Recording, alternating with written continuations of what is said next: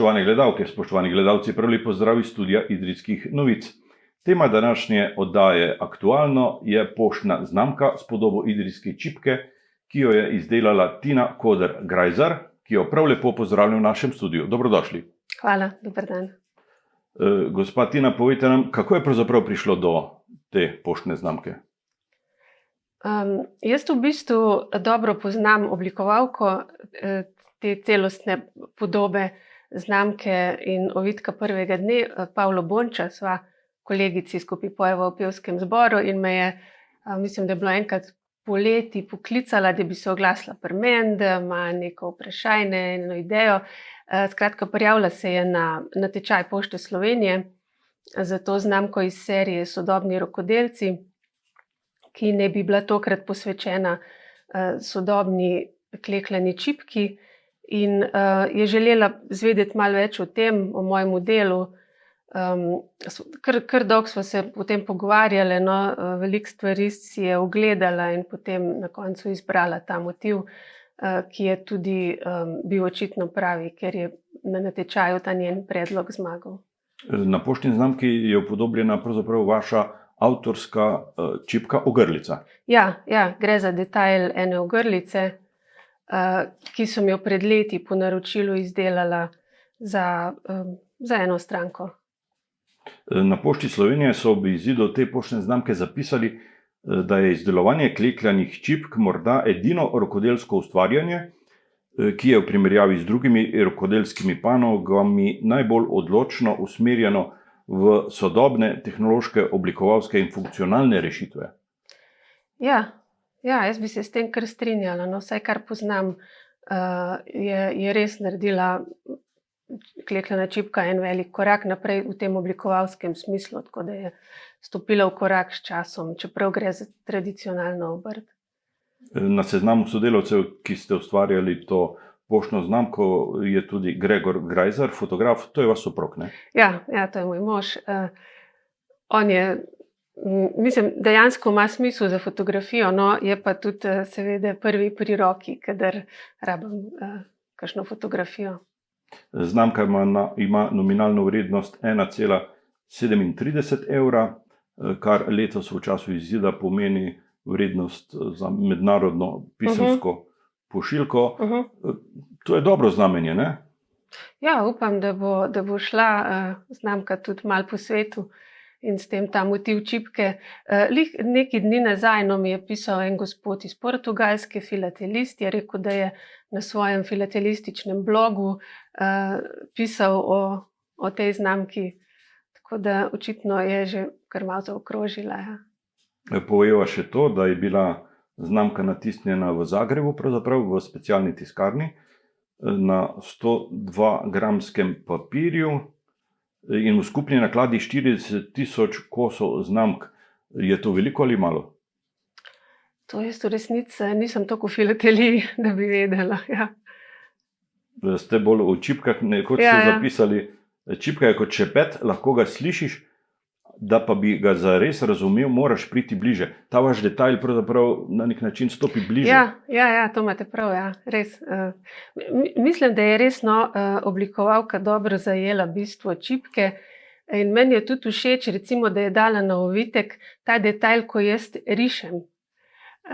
Ker nekako mogoče najbolj prva misel bi bila roke, ko klekljam, ampak ona je izbrala ta moment, ko rišem in se mi zdi, da je tukaj lepo zajela to, da je v bistvu takrat čipka rata sodobna, ne? Da je to tisti moj doprinos, kar je avtorskega pri teh izdelkih. Zanimivo, ob tem je Janez Bogataj, profesor, poudaril, da pravzaprav ne moreš oblikovati čipk, če ne poznaš tehnik. Ja. Sicer recimo to sodelovanje z oddelkom za oblikovanje tekstilij in oblačil, ki že leta traja, se pravi Društvo klekljaric pa punce iz NTF-ja, nekako dokazuje, da je možno recimo priti do nekih dobrih rezultatov tudi skozi ta proces sodelovanja, se pravi, da mogoče niti ni nujno, da sama avtorica predloge zna klekljati, pa potem klekljarica dodati tehnični del še, ampak Meni osebno, no, mislim, jaz vidim, da pri svojem delu bi težko brez.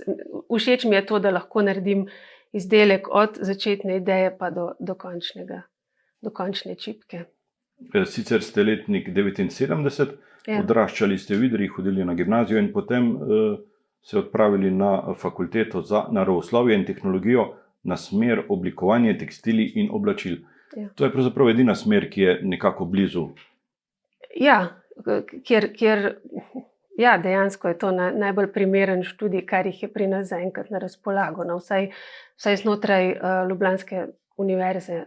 Mislim pa, da je zdaj še nekaj teh zasebnih šol, ampak tega toliko ne poznam. S čipko ste povezani tudi preko družinskega podjetja Studio Koder.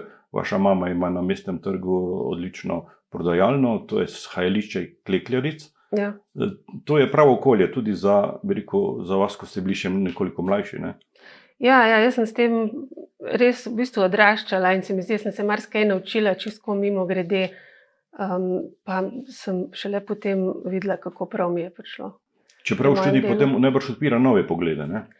Ja, seveda, študij mi je dosti dal čisto v tem oblikovalskem, likovnem smislu, medtem ko sem se doma pa naučila teh tudi koristnih nekako veščin, kako potem to čipko predstaviti, kako jo tržiti, kako navsezadnje najti stranke, kako pač nekako od tega preživeti. To preživetje najbrž ni povsem preprosto. Ne, temu je včasih treba namenjati kar več dela in več pozornosti kot samo oblikovalskemu procesu, ki je pač tisti najlepši del celega posla. Čeprav med iskalci novega na področju čipk ste skoraj edini, ki ste tako uveljavljeni, ne? Ja, mislim, da je res. Večina klekljarjev se ukvarja s klasičnim klekljanjem, ne? Ja, oziroma tudi, če klekljajo po sodobnejših vzorcih, so to pač moji ali pa vzorci drugih avtoric, ki so naprodaj, medtem ko je malo tistih, ki bi res delale avtorsko na način od ideje do izdelka naredijo same. 16 let imate tudi status samostojne ustvarjalke v kulturi. Ste težko pridobili ta status? V bistvu takrat na začetku niti ni bilo težko, zato ker sem na podiplomskem študiju sodelovala v enem projektu, ki je prejel potem študentsko Prešernovo nagrado naše fakultete in je bil ta osnovni pogoj že kar izpolnjen. No. Potem se pa seveda tudi obnavlja vsake toliko. Pač moram dosegati določeno kvaliteto. V Ljubljani, v mestnem predelu Krakovo, imate galerijo s čipkami. Je veliko obiskovalcev? So to le turisti ali tudi sicer ljudje, ki jih zanimajo čipke? Moje glavne stranke so pravzaprav domačini, tako Slovenci. No. Turisti v ta predel kar mal redko zaidejo. No, zdaj, glih pred to korona krizo so se že začeli pojavljati v malo večjem številu, ampak turisti resno tako niso neki pogosti obiskovalci, pa tudi drugače stranke me ponavadi najprej najdejo na internetu, pa potem se tukaj v prodajni galeriji tudi v živo srečamo. Pa kako sicer Ljubljančani gledajo na to idrijsko čipko? Mislim, da jim je kar nekako domača, tudi njim že. No. V bistvu zanimivo je to, jaz sploh nisem vedela, slučajno sem takrat našla ta lokal pred leti, potem sem pa kasneje izvedela, da se je prav v Krakovem dejansko klekljalo. Že kar dolgo nazaj, tam v sredi 19. stoletja se je že to nekako zaključilo, ampak prej je pa, če se ne motim, celo Valvazor omenjal, ali pa neki kasnejši viri so omenjali, da se je v Krakovem veliko klekljalo, skoraj v vsaki hiši. Je pa res, da to ni bila neka avtohtona, to so bile pač te evropske čipke, od kje je to znanje prišlo, ne vem, no, to bi v mestnem muzeju mogoče imeli več informacij o tem. Jaz pač imam samo to vem, no, da dejansko sem prišla čisto v ta prav predel Ljubljane s čipko. To je bilo takrat najbrž predmestje, ne? Ja. In tudi, čolnarsko, mislim, da so tudi zelenjavo gojili. V tej moji ulici je bil, tako pač s temi obrtmi so se ukvarjali, med drugim izgleda tudi čipkarstvo.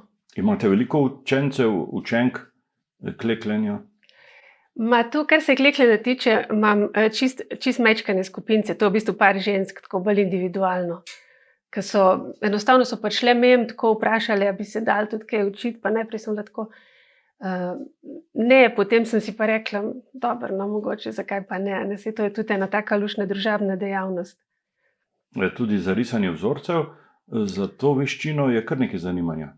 Ja, to je pa zdaj skozi bolj priljubljeno. No, vseeno je tudi med to klekljarsko srenjo skozi več zanimanja za to, da bi, mislim, so ženske, tudi neki moških je bilo celo, ki imajo to ambicijo, da bi ustvarjali tudi svoje vzorce.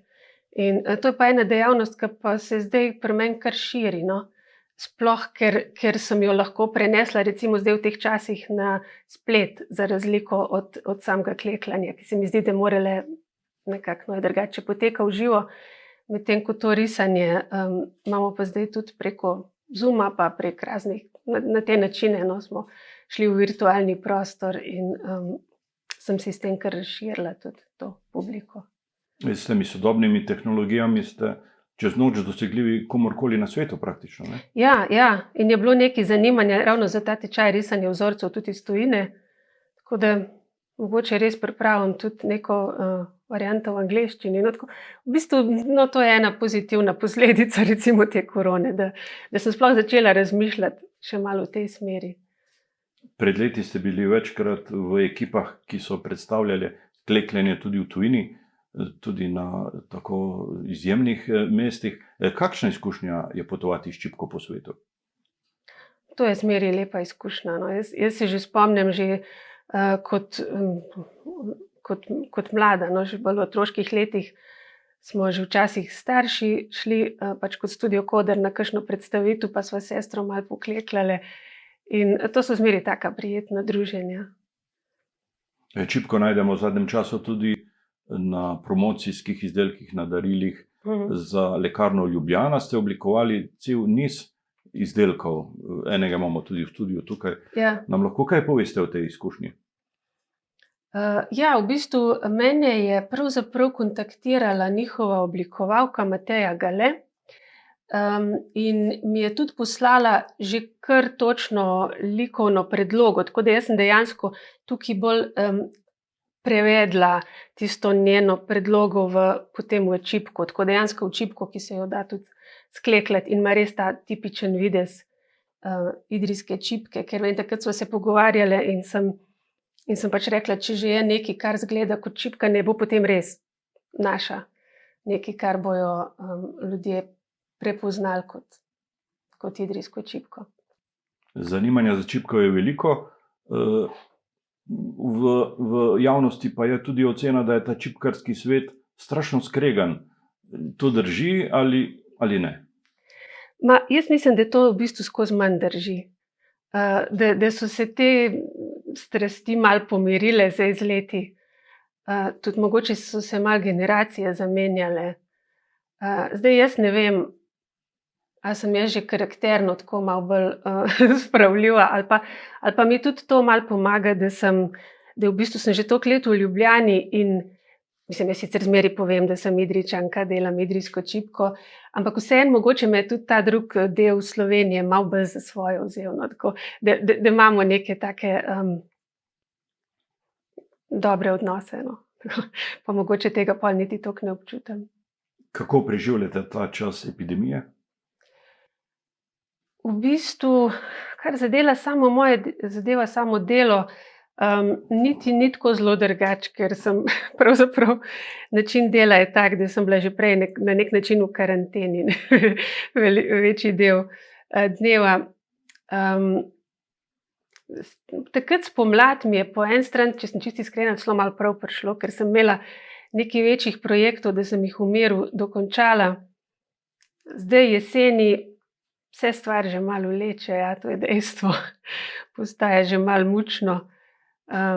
Upam, no, da se bo le sprostilo. Že lansko leto bi morala v okviru festivala Idrijske čipke imeti nagrado Geverke, nek samostojno razstavo, pa je potem smo jo pripravili tako v virtualni obliki, bolj kot neko napoved, in upam, da letos bomo pa to poleti lahko izpeljali dejansko.